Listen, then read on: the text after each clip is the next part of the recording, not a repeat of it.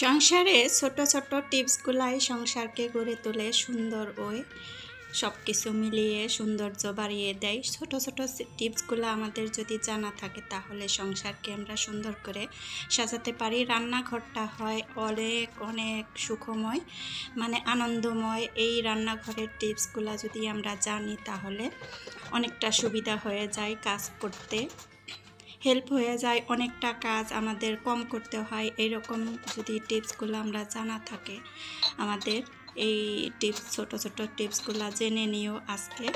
আমি এই তো সকালবেলা সব কাজ গুছিয়ে নিতেছি। এটাও একটা টিপস, মানে সকালে উঠে যে প্লেট বাটিগুলা ধুয়ে পরিষ্কার করে সুন্দর করে রান্নাঘরটা গুছিয়ে নেওয়া। এই গুছিয়ে নেওয়ার মধ্যেও আবার দুপুরে চলে আসবো রান্না করতে, তখন যদি একটু এলোমেলো দেখি তখন কিন্তু ভালো লাগে না। তখন কি ওই এলোমেলো জায়গাগুলাই পরিষ্কার করব না রান্না গোছাবো। এই তো আমি মুছে টুছে সব কিছু গুছিয়ে নিতেছি। এখন এই তো আমি এই যে ডাটাগুলা ভিজিয়ে রাখছি একদিন আগে। এই কুমলি ডাটা, এইটা হচ্ছে কুমলি ডাটা, তার শিকড় বের হওয়ার জন্য পানিতে ভিজিয়ে রাখছিলাম।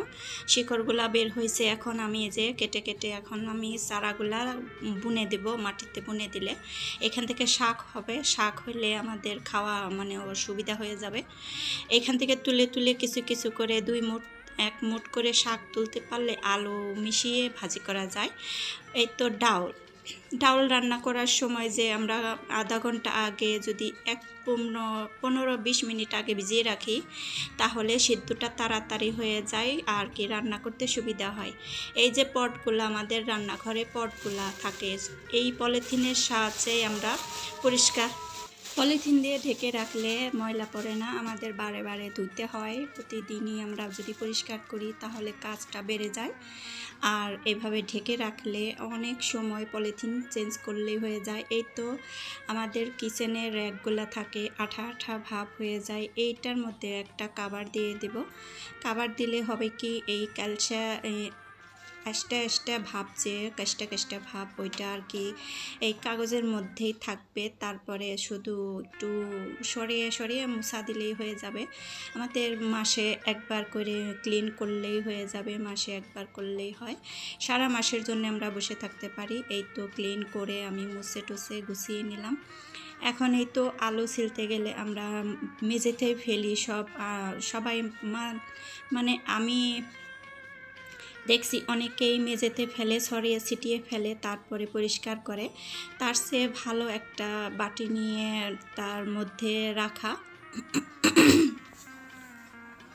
এইভাবে যদি আমরা কাজ করি তাহলে আমাদের নোংরা জায়গাটা ভালো সুন্দর জায়গাটা নোংরা হয় না, পরিষ্কার থাকে। কাজের মধ্যেও একটা ইমান থাকে, মানে পবিত্রতা থাকে, ওইটা আর কি সুন্দরভাবে আমরা গুছিয়ে নিতে পারি। এই তো সব সময় আমরা আলু করব কি পানিতে ভিজিয়ে রাখবো।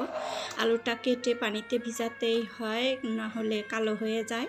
আর যদি পারো যে ঠান্ডা পানি দিলে আর একটু ভালো হয়, কালো ভাবটা হবে না। এরপরে আসছি যে এই তো ঘরের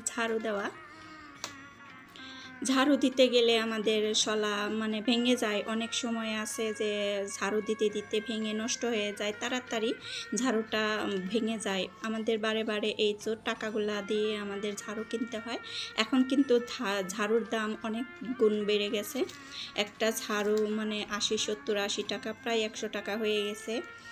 অত দিন তো যাই না, 1 টাকা করে ধরলেও 100টা দিন, মানে একদিন 100টা দিন কীভাবে এইভাবেই কাজ করতে হবে আমাদের।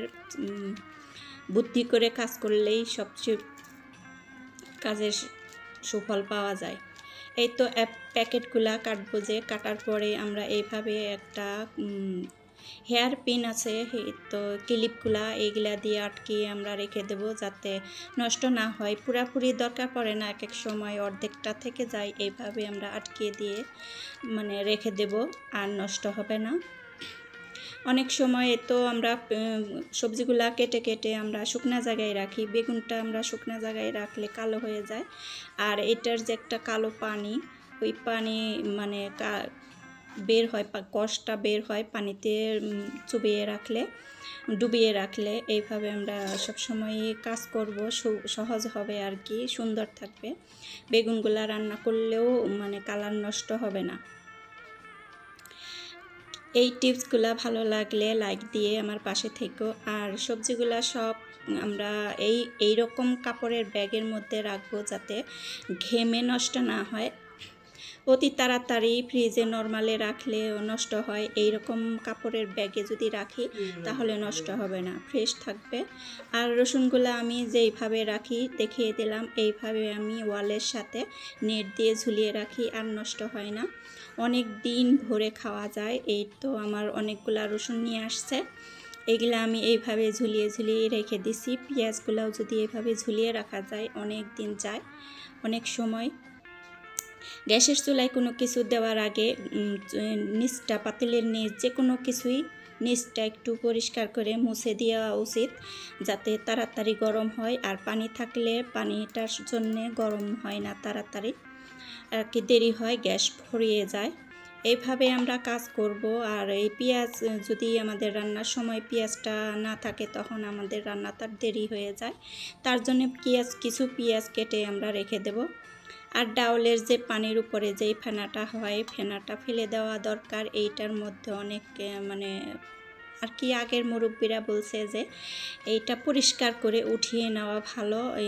এটা কি হয় আমি মানে জানি না পরিষ্কারভাবে, আমি তারপরেও কেচে অনেকটা পরিমাণ উঠিয়ে নিছি।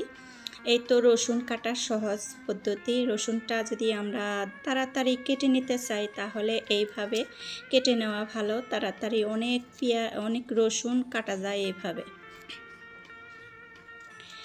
এই তো ছোট ছোট টিপসগুলো যদি আমাদের জানা থাকে তাহলে আমাদের রান্নাঘরে কাজগুলো অনেক সহজ হয়ে যায়। এই রকম টিপসগুলাই জানা দরকার। এখন স্মার্ট গৃহিণীদের তো আর অনেক কিছু বলে দেওয়া লাগে না যে কি করলে কি হবে।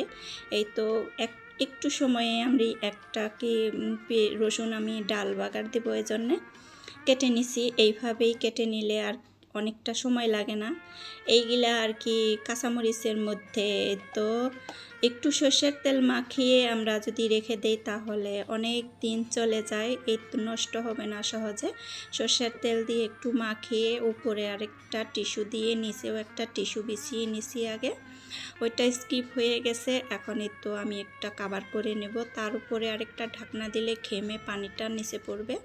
শুধু টিস্যু থাকাই ভালো। আজকের ভিডিওটা এই পর্যন্তই ছিল। যদি ভালো লাগে লাইক দিয়ে পাশে থেকেও, নতুন কোনো আপু ভাইয়ারা হলে আমার পাশে থেকে যাইও, ছোট্ট একটা কমেন্ট রেখে যাইও, আমি তোমার পরিবারে চলে যাব। আসসালামু আলাইকুম।